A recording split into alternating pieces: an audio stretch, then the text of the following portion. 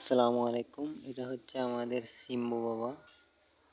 ওনাকে 15 দিন আগে আমাদের বাড়ির সামনে একটা বাড়ি আছে, ওনারা কবুতরকে আর অভিযোগে এনে ওনাকে ভীষণ মারধর করেছে।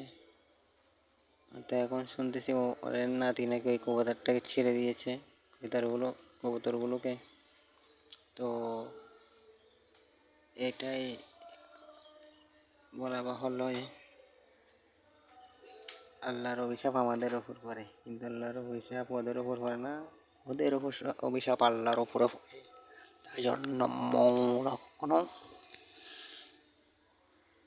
সুস্থ বিচার করবে না, সেও বৈষম্য করবে।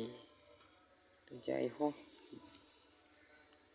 আল্লাহ মাফ করো, সাফ করো, কিন্তু